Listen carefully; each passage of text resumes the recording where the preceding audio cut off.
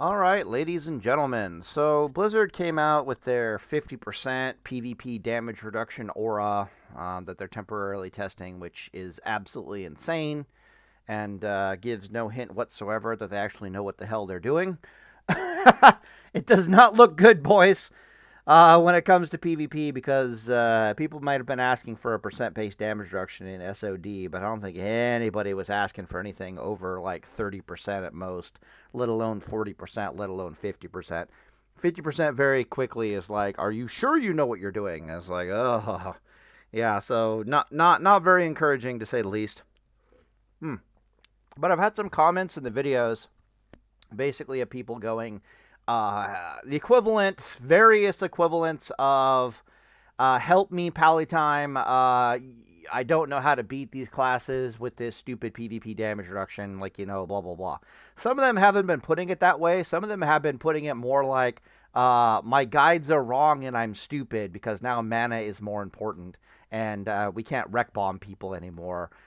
Therefore, we need more damage is what they're trying to say. Therefore, my guides are wrong, which I think is hilarious because either they truly don't know what they're talking about, or they're actually asking me for a video and they don't know it.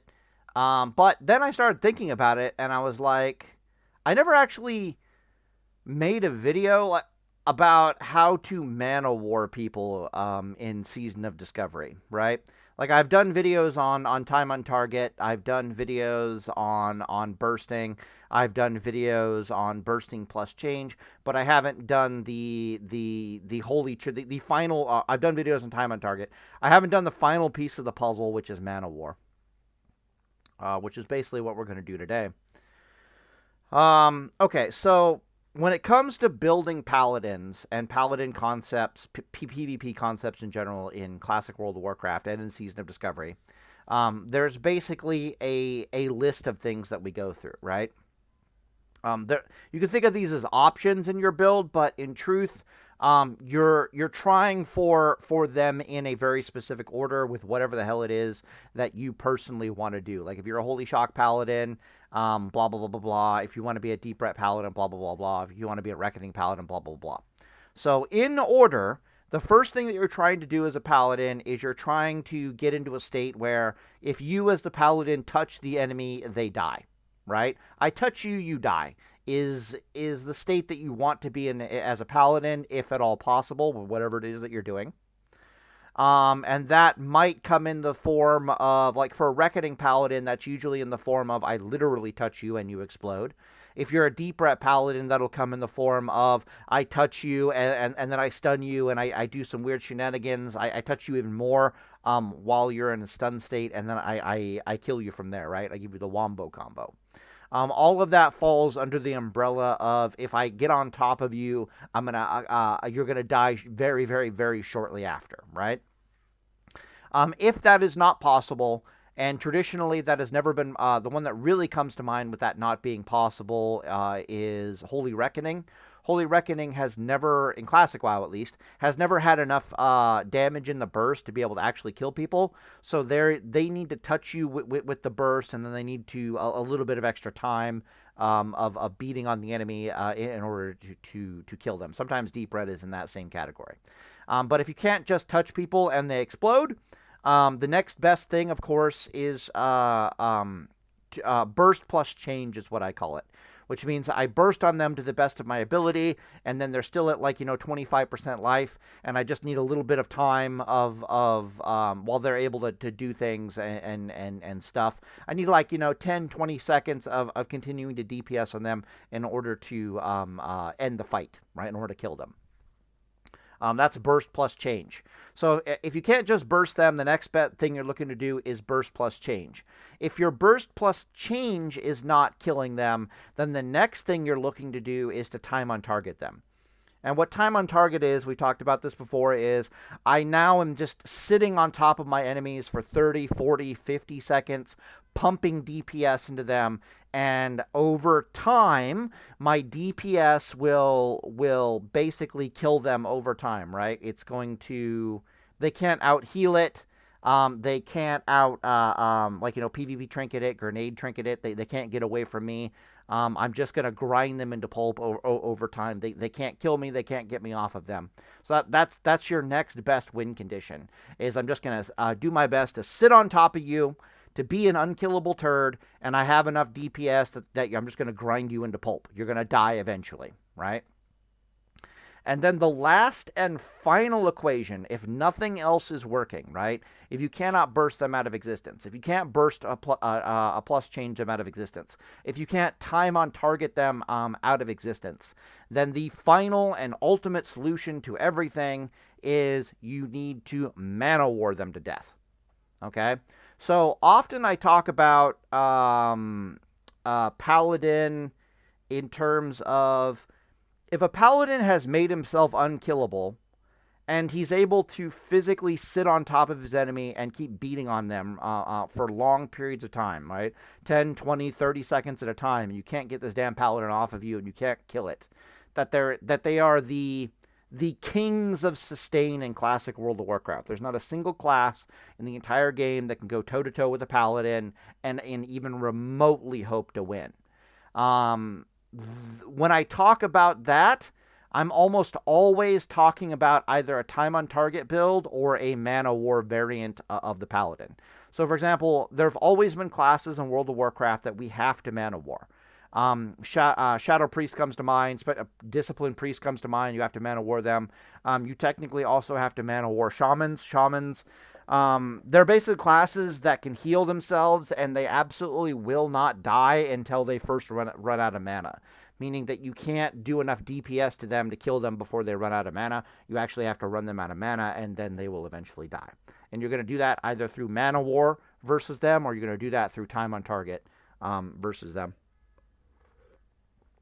All right, so what the hell is a mana war Paladin in Season of Discovery specifically?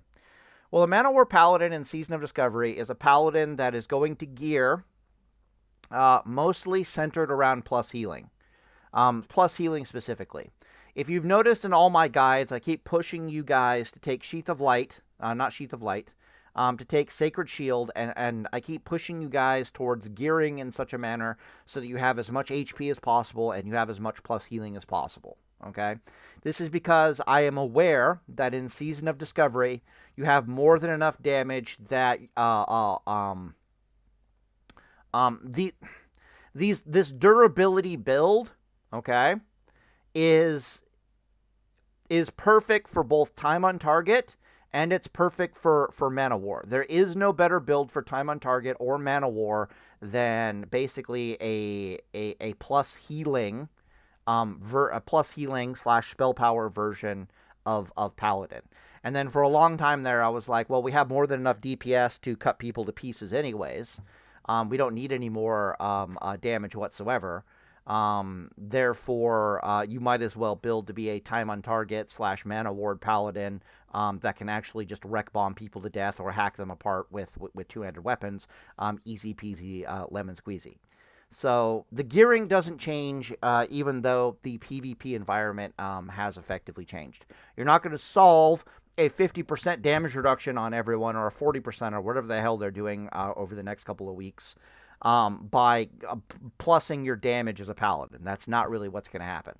How you're going to solve the problem is you're going to look at the situation, and you're going to be like, well, I'll just mana war you to death, or I'm just going to endurance fight you to death, right? Which is what basically they're trying to do to you.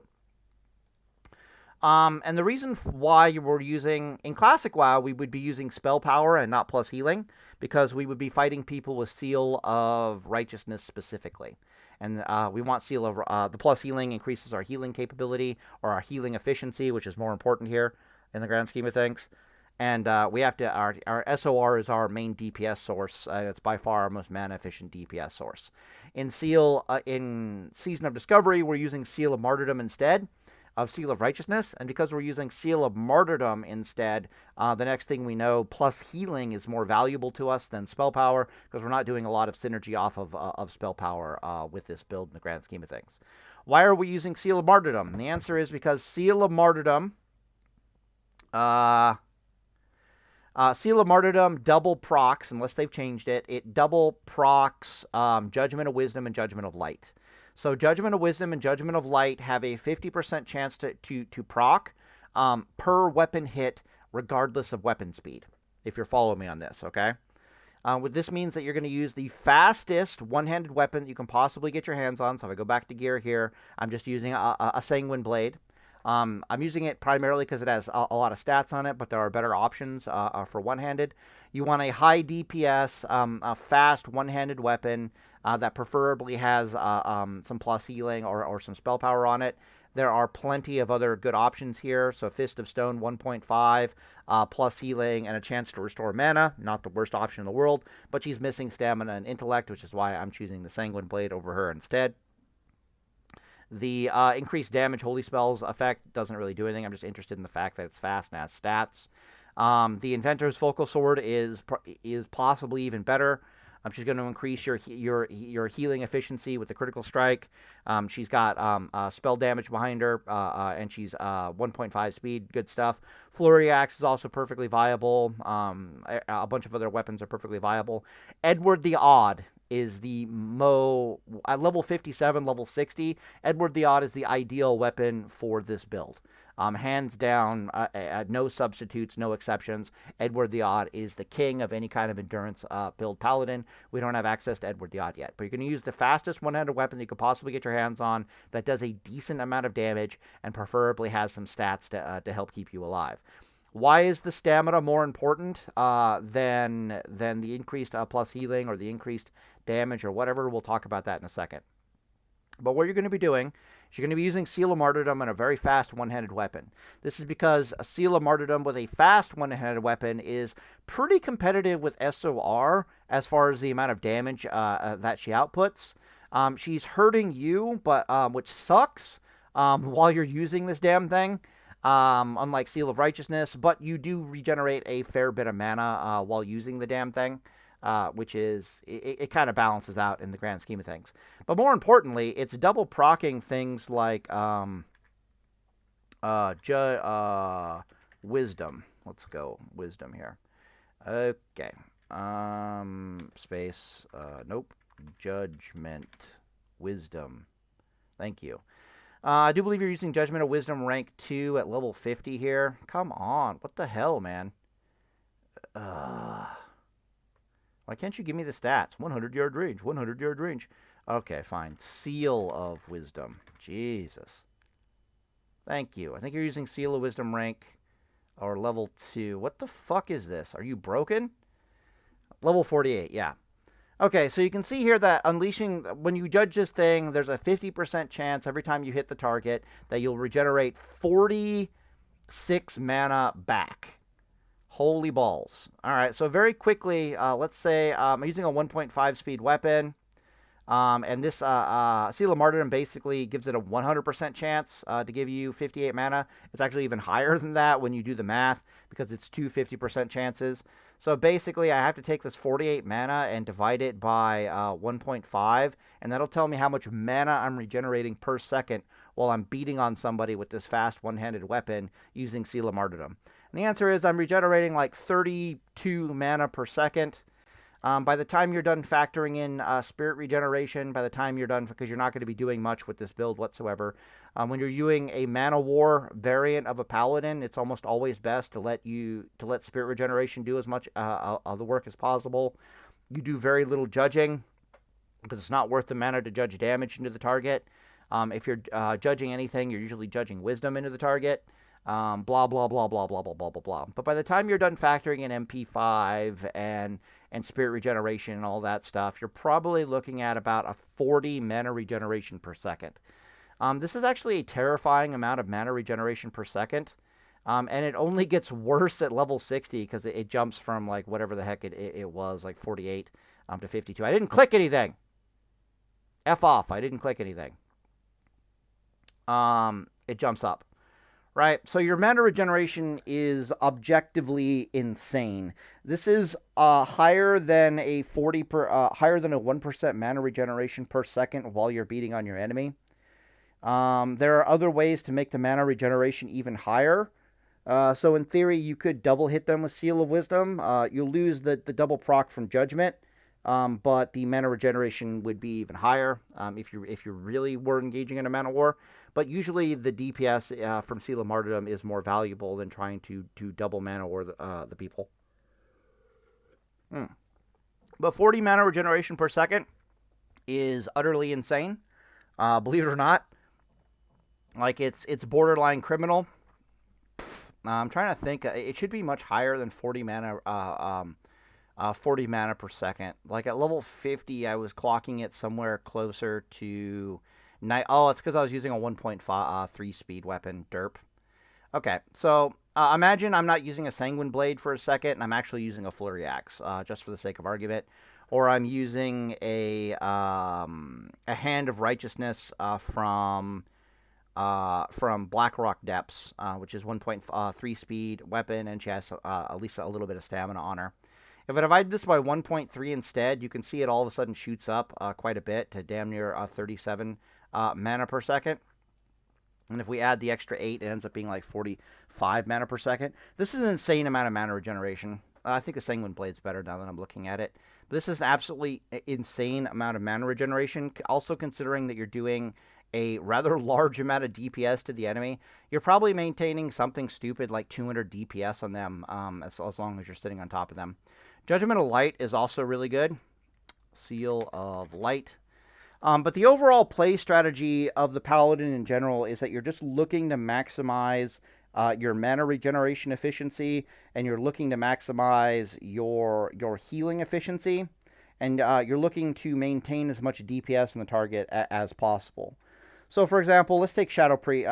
Shadow Priest, a good example. Yeah, Shadow Priest and Shaman and Druids are probably really good examples here, right? So, in order for all three of these classes to really hurt you as a Paladin, they have to spend mana to hurt you, which is not ideal for them because there's a massive damage reduction currently in play. You're basically running around with like 200 Shadow Resist, whether they like it or not, or 200 to all resistances, whether they like it or not. And they literally, all classes except Paladin cannot really do a lot of DPS to you without actually using mana, right? So in order to hurt you, they have to spend mana. Whereas you as the Paladin don't have to spend mana to actually really hurt the enemy. Your major weakness is that if you ever have to heal yourself, you have to stop DPSing on the enemy, you have to stop mana regenerating on the enemy, and you have to stand still and heal yourself, which is not ideal, right? This is why Edward the Odd is the king of this playstyle, because she will periodically just let you full heal yourself for free, basically. But you have your Hodge Stun, and you have your grenades to heal off of, and you have Sheath of Light doing its thing, and you have access to cleanse and all that good stuff. So usually it's not that big of a problem. But the ideal situation is that you basically never have to stop hitting the enemy in melee, and you can keep your mana up, and subsequently you can keep yourself full life as often and as much as possible. And this is basically what causes Paladins to be the absolute kings, the absolute monsters of sustain in Classic World of Warcraft, and in Season of Discovery for that matter. It's because Paladins have, in effect, if they want it, and if they gear appropriately, we basically have like a mana vampire effect, right? So we're hitting the enemy, and we're spending almost no mana whatsoever to do an alarming amount of DPS on our enemy, while at the same time we are just sucking back insane amounts of mana. Priest is a good example here because priests actually have Dispel, but their Dispel is incredibly mana inefficient unless they've done something to it that I don't know about in Season of Discovery. At level 60, it's like 251 mana for a priest to Dispel. So you'll like Judge Wisdom on them, and then they'll Dispel it off of them. But it cost me like 200 mana to activate the Seal of Wisdom, rank 3, right? And then I hit the target once immediately, so there's a chance I get a mana reduction to it. And then I immediately judge the spell into them, which judging the spell cost me 100 mana to judge the spell into them. And then it's costing them like 252 mana to remove it. If an enemy spellcaster is trading mana with you at a 1-to-1 ratio, and you're playing a properly built paladin, right? So you're playing like a stamina intellect variant paladin, you're going to win that trade 100% because eventually it's going to be an Shadow Priest versus an Paladin. And like we talked about before, one of these two classes can damage the other without having to spend mana, and the other one really can't. The same basically goes for Shaman. So against Shamans, you're going to be like, I'm going to put up Sacred Shield. And they're like, I'm going to purge off Sacred Shield. And you're like, I'm going to put up Sacred Shield. And like, purge, Sacred Shield, purge. So it's going to be SS, purge, SS. That sounds terrible. Sacred Shield, purge, Sacred Shield, purge, Sacred Shield, purge, right? Well, purge is pretty mana effective. She's like 152 mana, which is a hell of a lot better than 252 mana. But Sacred Shield doesn't cost that much mana either. So again, the Shaman's stuck in this ritual of trading mana 1-to-1 with you. He's going to eventually, and then you're just going to kill him, right? And of course, they can't cleanse the Judgment of Wisdom off of them. Druids can't cleanse Judgment of Wisdom off of them. So you're just kind of beating on them, and you're mana vampiring, gaining mana back, vampirism style. You're turning the mana into healing, which they really don't like. Anyways, they're basically kings of mana war if you're able to sit physically on top of the enemy, or you're somehow able to trade mana with them more efficiently, right? Because eventually you're going to and eventually they're going to and an paladin versus any other class without mana, the paladin wins 10,000% of the time. Seal of Light is also a really, really good option. Rank 5 is not here, so I'll just talk about... it's rank 4 at level 60? When do you get to rank 3? Level 50, okay. So, Judgment of Light is also another really good option over Judgment of Wisdom. Judgment of Light is nowhere near as efficient as Judgment of Wisdom, obviously, right? Because it's only... You're gaining... Jesus, that's so little. Why is it only 49 when... that's so bad. Whatever. But anyways, sometimes Judgment of Light is even better than Judgment of Wisdom, because what Judgment of Light will allow you to do is it'll allow you to beat on the target for longer before you have to stop and heal yourself, which means that you're getting more spirit regeneration ticks. That comes into play with the tier 1 suit specifically. Lawbringer. But Lawbringer doesn't have MP5, it just has an absolute metric ton of spirit regeneration on it. But it lets you beat on the target longer, which means before you have to stop and heal yourself, which means you can do more DPS in the target. You get mana regeneration a bit longer. And sometimes that's just worth more than just raw mana regeneration. So Warlock comes to mind specifically. Versus a Warlock, there's a really good chance you want to judge Light on them and not judge Wisdom on them, believe it or not. Because you'd rather just sit on the Warlock for longer and beat on them more. Because how you run a Warlock out of mana is you first go through their health bar before you go through their mana bar. Because they can always turn health into mana. So the increase of the DPS over the loss of the mana regeneration tends to be more efficient in that fight from a mana warring perspective. So hopefully you get the idea. So you're going to judge Wisdom or you're going to judge Light in the target. You're going to use the fastest one-handed weapon that you can possibly get your hands on.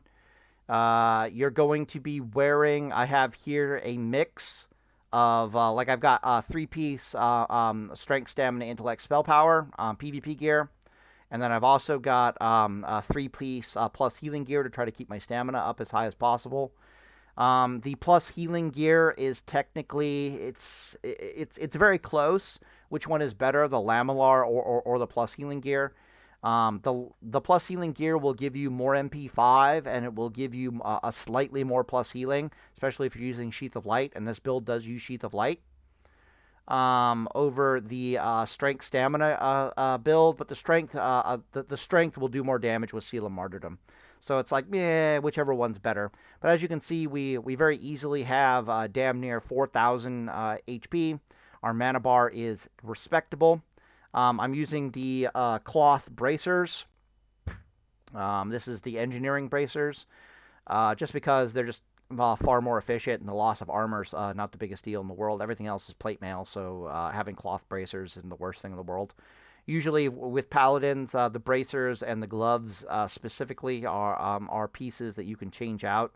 Sometimes it's the belt for cloth and mail gear, if at all possible. There's one free trinket slot because I wanted this trinket here because it has, like, MP5 and plus healing and stamina and all that good stuff, right? Okay, so you can see down here, our spell power is almost non-existent. It's not even 60 spell power, but we have 241 plus healing. Our attack power is 400, so I can very quickly pull that up here. Attack power being 400.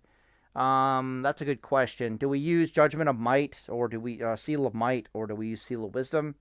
I'm pretty sure that Blessing of Might is going to be better for this build over Blessing of Wisdom if you have Sheath of Light. If you don't have Sheath of Light, it's going to be the Wisdom build, or Judgment of Wisdom, obviously. But our attack power is probably going to shoot up to somewhere in the vicinity of 500 with a Blessing of Might. I would prefer to use Kings in this build. I'm not sure what our Spirit looks like in this current gear, but Kings is probably not the worst thing in the world. Plus 7. Okay, yeah, maybe I'm not using Kings. I don't really know. But Might's not the worst thing in the world. I'm going to times this by 0.3 to get Sheath of Light. So our spell power will be over 200, and our plus healing will be 400 with this build.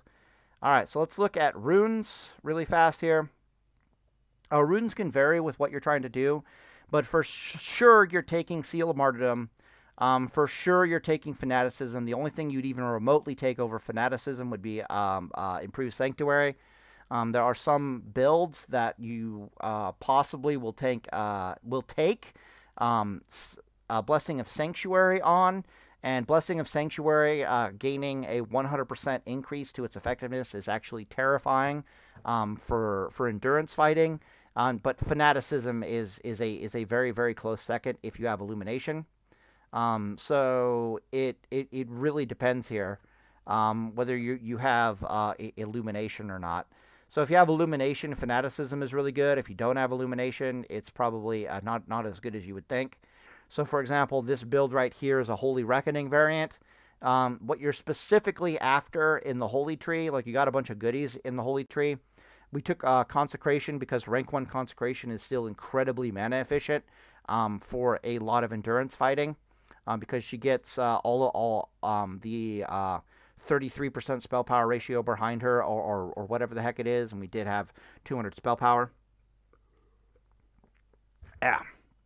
Of course, Unyielding Faith is really good in endurance fighting, but you could very easily strip a point out of it and Blessing of Sanctuary and our Unyielding Faith and put it into Blessing of Sanctuary. The big boy talents here are Healing Light. Healing Light, increasing the healing efficiency of your spells by 12%, cannot be understated in how powerful it is for Paladin endurance fighting. The milestone Paladin talents are literally Healing Light, Illumination is a big boy talent, Holy Shock is a big boy talent, Reckoning is a big boy talent, Blessing of Sanctuary is a big boy talent, Repent and Eye for an Eye are all big boy talents. So you can see here that we picked up as many big boy talents as we can possibly get our hands on at level 50. We have 5 out of 5 Reckoning, we have Blessing of Sanctuary, we have 3 out of 3 Healing Light, and those are just all the big boy talents that we can possibly get our hands on for healing efficiency. Clearly this build does not have Illumination. You could very easily start stripping talent points out of the proc tree and go all the way down here in the Holy Tree and get Illumination. Like, boom, we already have Illumination, right? So this is becoming an even better time on target build. We don't have Reckoning anymore, which sucks. But we did go deep enough down into the protection tree to pick up Blessing of Sanctuary. We are deep enough down in the Holy Tree to have Illumination. All of a sudden, they're in conflict, though, because now we want Fanaticism and we want Improved Blessing of Sanctuary. So, so it's kind of like a pick your poison kind of a deal. I'm a really big fan of Reckoning, believe it or not, personally. So I would go with this instead. Hard to say what's going to be better, improved Blessing Sanctuary at level 50 or the Fanaticism Aura without improved Illumination, because Fanaticism and Sheath of Light have some really powerful synergy behind them. From a pure time on target mana warring perspective, you're almost always going to be better stripping away the Reckoning points and going into the Illumination, and then staying out of Fanaticism. Just staying out of here in general, believe it or not. Instead, you want Lasting Judgment to help keeping on top of people. You want your free critical strike heal, blah, blah, blah, blah, blah. You can really, all the Paladins can use this build. The talents really don't matter, literally just season taste. But whether you have Illumination or not, or whether you have Blessing Sanctuary or not, will really change what you're doing here in the grand scheme of things. Okay, so big boy talents, of course, is that you're always taking Seal of Martyrdom, you're always taking Sheath of Light with this build without any exceptions. You might be tempted to take Crusader Strike, but believe it or not, Hand of Reckoning is just as good, if not better. I'll talk about that in detail. You might be like, well, if I have Crusader Strike, it's just going to give me, I'm going to do more damage, I'm going to regenerate a lot more mana. What's wrong with that over, say, Hand of Reckoning? I thought the idea here was to be as mana efficient as possible. And the answer is, the idea here is to be as mana efficient as possible while sitting on top of the enemy and giving them as much DPS as possible. And both of these are basically do the same thing and in essence are interchangeable. Activating Crusader Strike does not stop your spirit regeneration, which really makes them basically interchangeable. So you can take either one of these, whether you want to or not. What Hand of Reckoning will do for you is that, number one, it makes you harder to kill from a burst perspective, right? Number two, what Hand of Reckoning is doing is that whenever she activates, when you drop below 35% life or around about there, she increases the effectiveness of your healing by essentially 25%, which is insane and massive, because we're interested in mana efficiency, right? Our mana efficiency is how much mana can we regenerate, how much DPS can I put into my enemy while regenerating my mana, and then how efficient is my healing when I actually need to stop DPSing into the enemy, stop mana regenerating off of DPSing into the enemy, and I actually need to heal myself. Well, what Crusader Strike is going to do is your life is going to look, okay, what life with Crusader Strike is going to look like is, you'll always have tons of mana, but when you're 50% life, you're going to have to get nervous and start healing yourself. Like, that's what life is going to look like with Crusader Strike. From there, you're going to have to do your best to heal yourself to full, and once you're healed to full, you have to, because the enemy is going to be probably DPSing on you the entire time.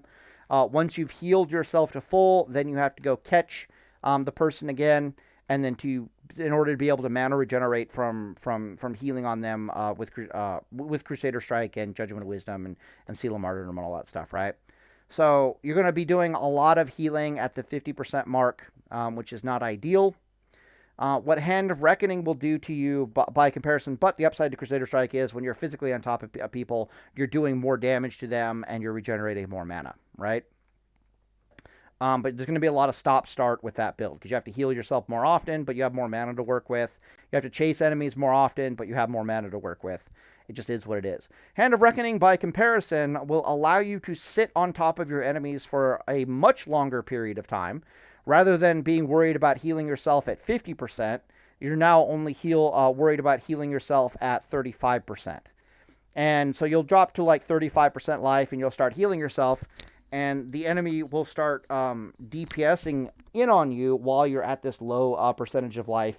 So, like, that's when they're really trying to kill you, right? Like, out come the grenades, out come the goblin hoarders, out come the stuff to really shut down your healing and to try to kill you.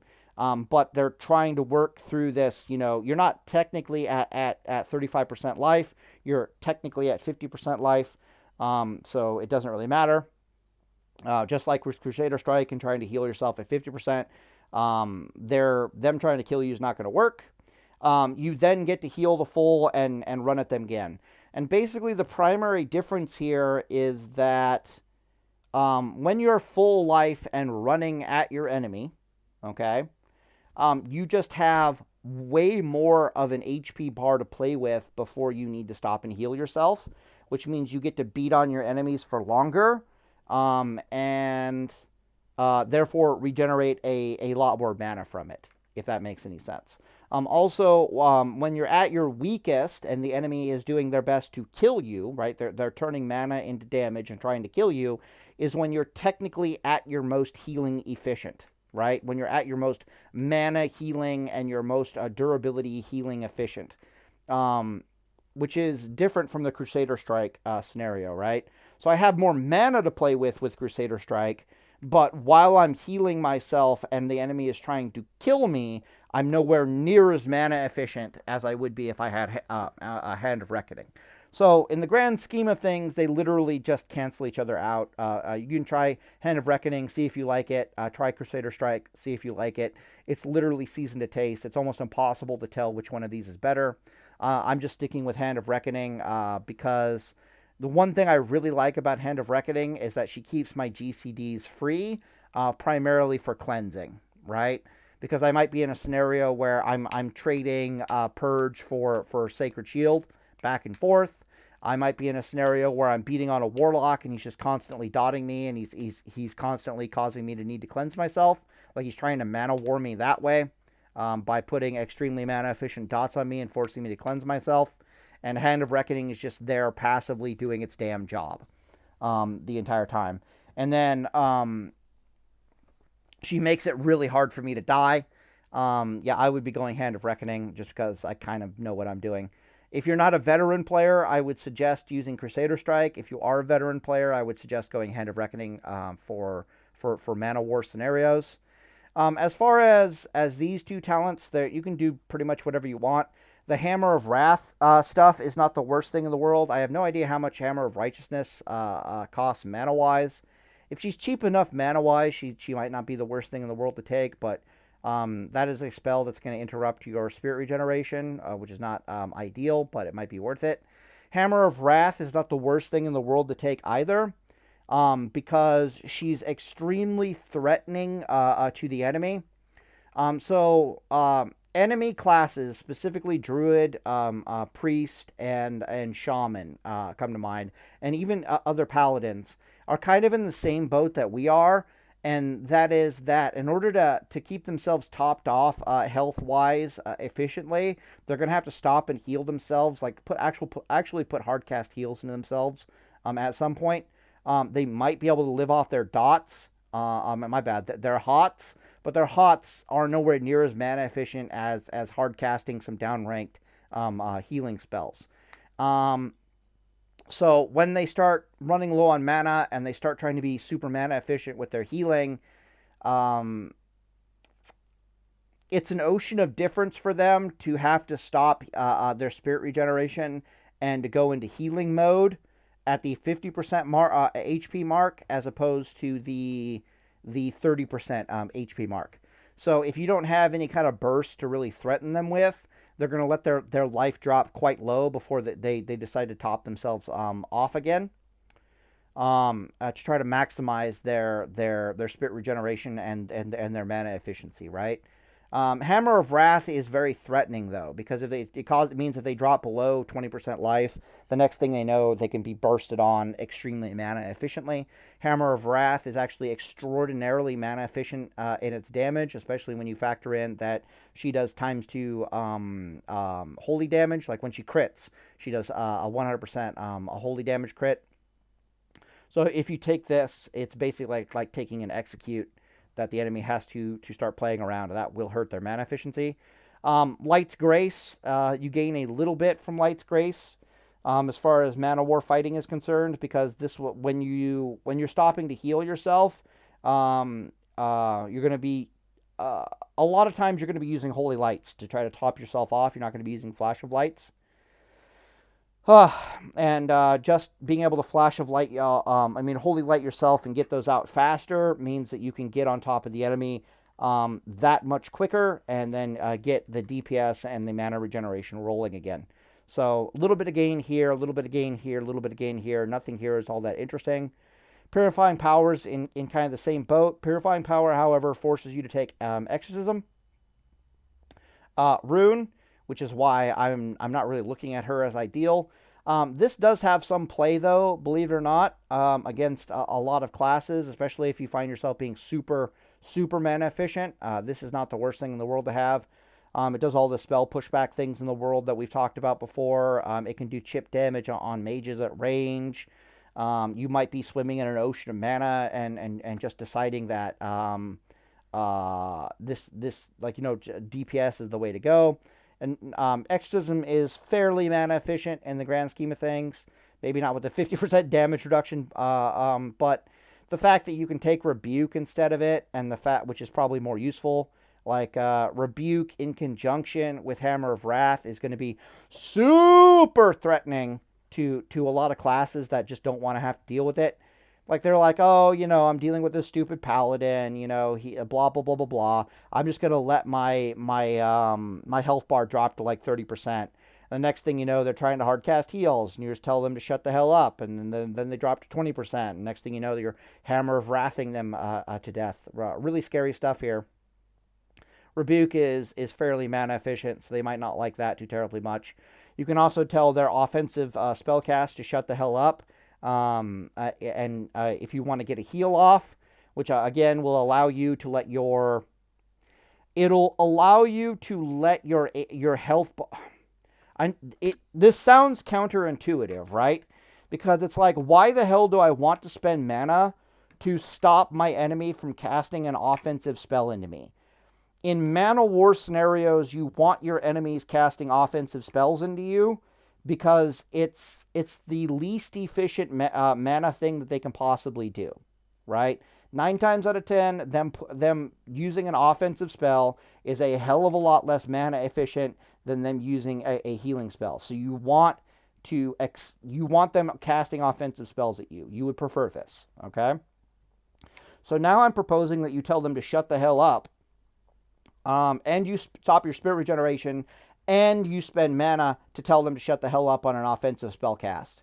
This sounds like a terrible idea.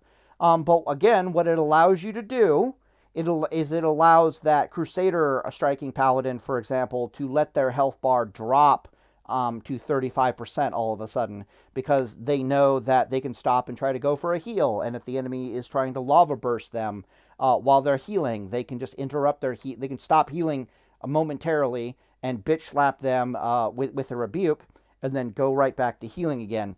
Would I advise this? Not really, because they're just going to Chain Lightning Earthshock you, and this might be a bad example. But it'll work really well against, like, that Mind Blast that the Shadow Priest is trying to cast at you, or whatever the heck the Druid is trying to cast at you to kill you while you're trying to heal. Just tell them to shut the hell up temporarily. It might be that it allows you to, like against Shaman, for example, right? I would go for a Holy Light. He might Lava Burst, Earthshock me. I would survive that, no problem. I would, maybe the Holy Light cancels, or the Earthshock cancels the Holy Light, which sucks.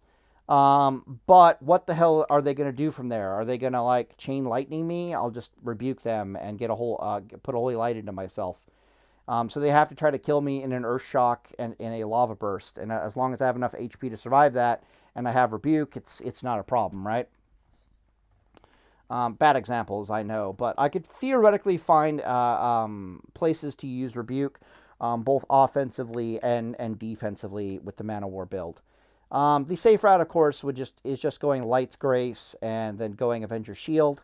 Avengers Shield is not super mana efficient, but considering that she lets you catch the target on the regular, she's super efficient if you think about it, right?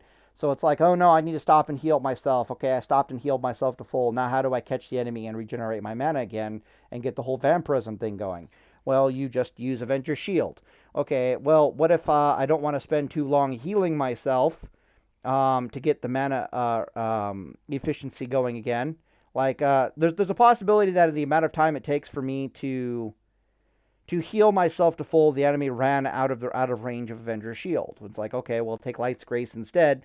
you'll be able to heal yourself even faster back to full, and then they're still in range of Avengers shield, no problem. You Avengers shield them, you catch back up to them, you start giving them the business. This is Mana War Tactics 101. The last thing, of course, to talk about is,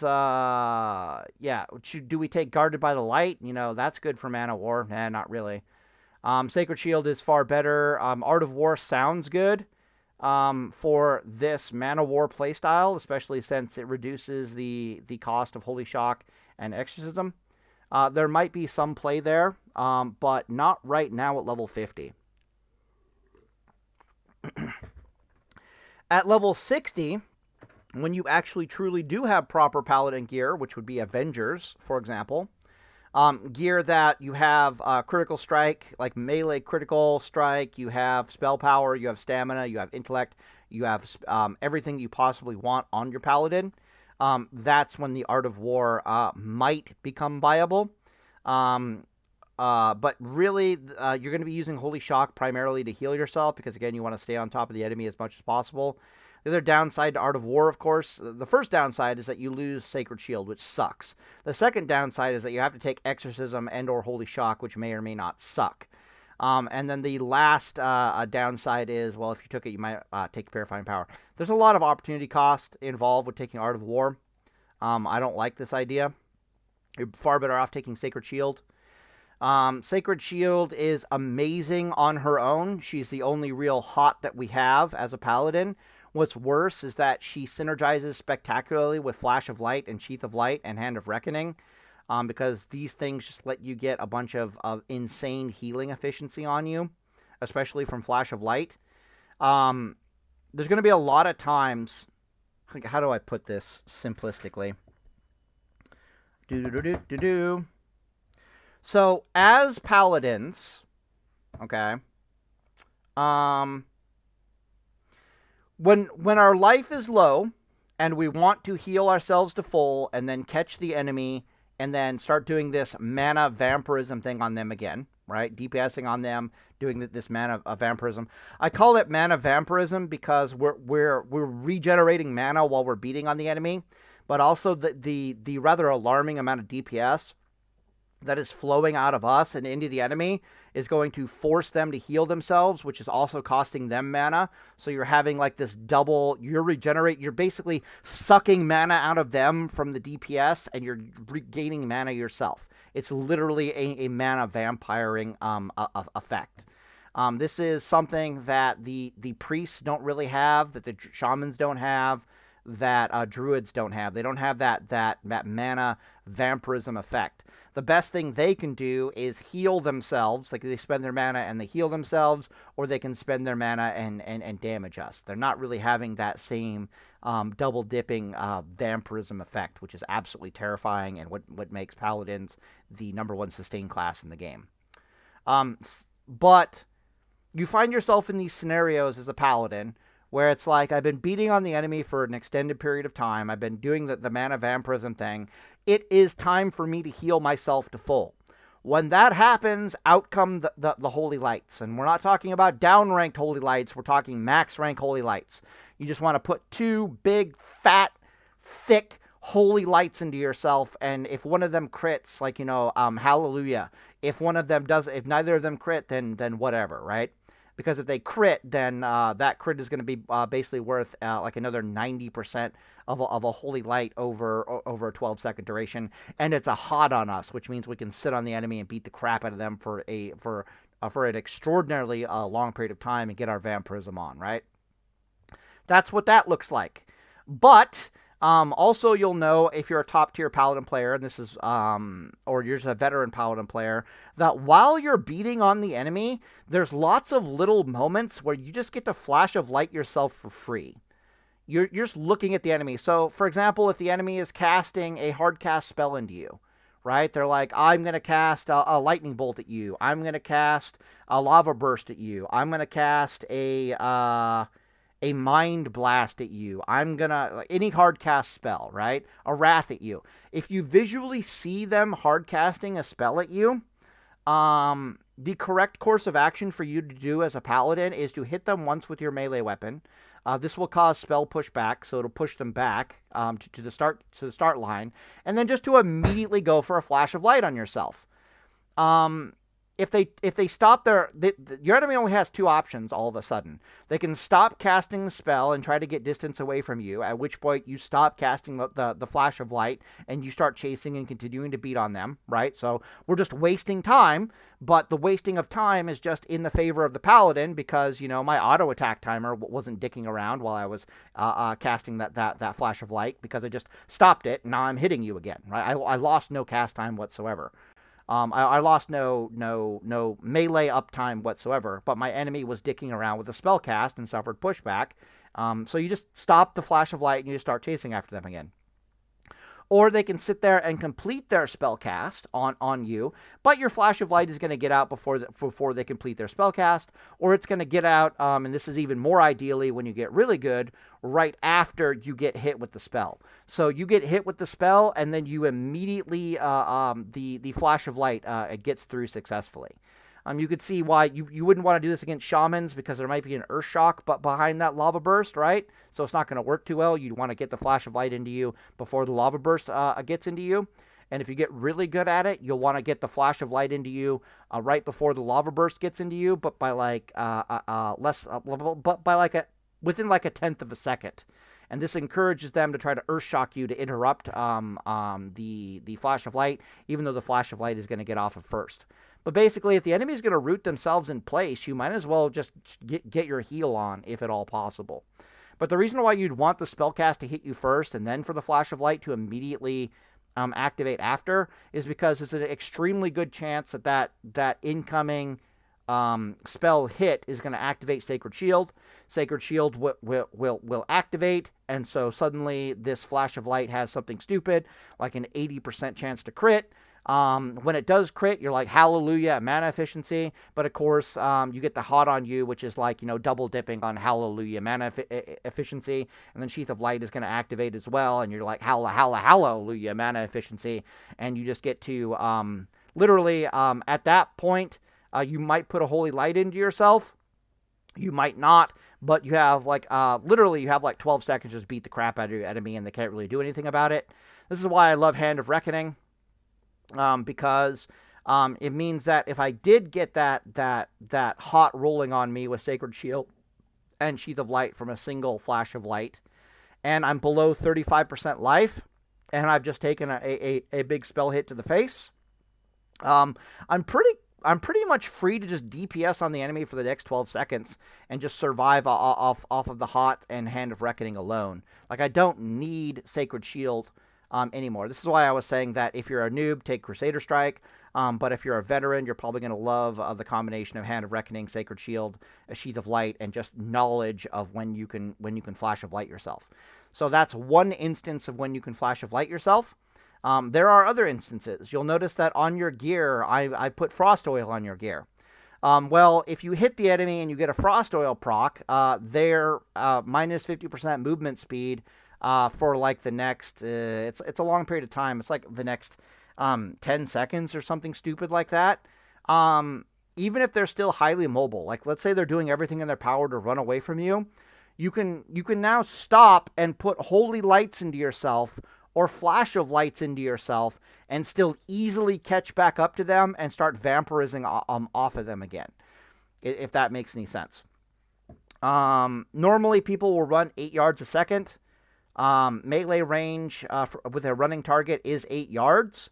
So if I go for a flash of light and the enemy just starts running away, by the time I finish my flash of light, they'll be 12 yards away from me. And I need them within 8 yards of me in order to start meleeing them again to get the vampirism on. So they've effectively gotten away from me. And as long as they're still running away in a straight line and I'm chasing after them, I need something to catch them. I'll need like a trinket or Avengers shield or something to get the vampirism thing going again. So you can see that we couldn't really get a flash of light off there. But if they've been slowed by 50%, they're only getting 6 yards away from you while you do the flash of light, which means they're still fucking in melee range. So you can literally like watch the frostbolt proc go off, and you're just like, I'm just gonna flash of light myself. And so you can put one flash of light yourself, and you just catch back up to them again. And usually it's still on the slow is still on them enough that you can even go for another flash of light. If you have illumination or the free critical holy light heal, you can watch the frost oil proc, and you just literally go for the crit heal on yourself. They're not going to be able to run away from you, so you just catch back up to them very, very, very, very easily. So rather than you get the idea. So if you're a veteran, you're going to learn to love the frost oil, and then you get to weave in. We call it flash of light weaving. You get to weave in flash of lights.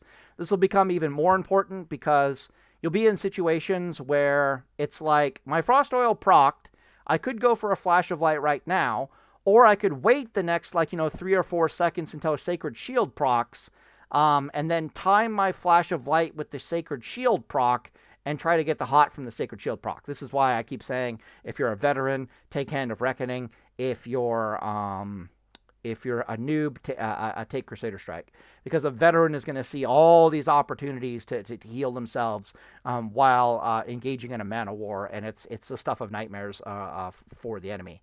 But we did give you Avengers Shield to play with. You have Hodge to play with. You have Avengers Shield to play with. You have Grenade to play with. So if you need to heal yourself, and catch someone, out comes Avengers Shield or Grenade. You have a spare trinket slot. You get the idea, right? But there is some spectacular synergy between Hand of Reckoning, Sacred Shield, and Sheath of Light, especially if you know what the hell you're doing. And Light's Great just makes it even worse. But yeah. And of course, the ideal gear to wear while you're doing all this is just plus healing gear, because there's nothing going on here that's really synergizing with spell power. Seal of Martyrdom doesn't care what your spell power is. Seal of Martyrdom doesn't care what your judgment on the target is. Lasting Judgment is also super valuable here. They recently buffed Crusader Strike so that it's the duration of all judgment effects on the target is refreshed to 30 seconds. So if you don't have Lasting Judgment, it's very... Crusader Strike might be even better, because now Judgment of Light isn't 10 seconds on the target. She's going to be like 30 seconds on the target as long as you Crusader Strike them once. But at level 50, there's not much going on here, so you might as well just come all the way down here and pick up Lasting Judgments and just live off of Hand of Reckoning and just laugh at people. Like, yeah, it's just the stuff of nightmares. Yeah, so go try this. This is the correct gear for this build. You'll notice that this was the exact same gear I had you guys in when you were Deep Ret Paladins, and this is the exact same gear I had you guys in when you were Holy Paladins, and this is the exact... You get the idea, right? Every single build that I've ever proposed to you guys in Season of Discovery has always had the ability to heal itself in combat, which is critical to this build. And you've always been in plus healing gear with minimal spell power, spell damage gear. You've always been taking Hand of Reckoning and Sacred Shield. Sheath of Light is just an optional thing. And you may or may not have had Martyrdom. But yeah, so you can see that your gear hasn't changed.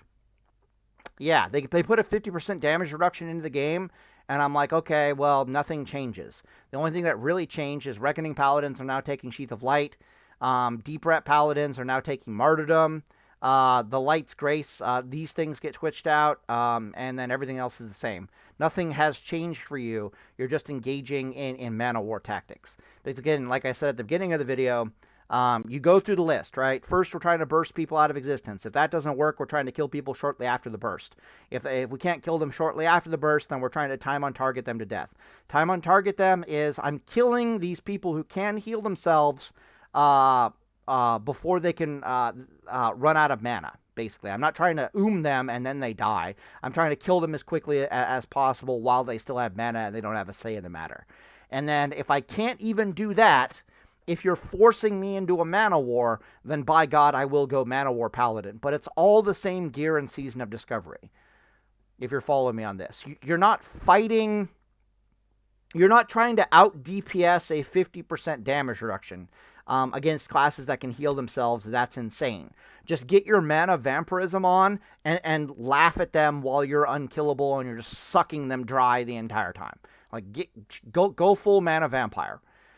Even the deep ret paladins are basically the same way. They'll put 31 points in here and they have like 10 points left over.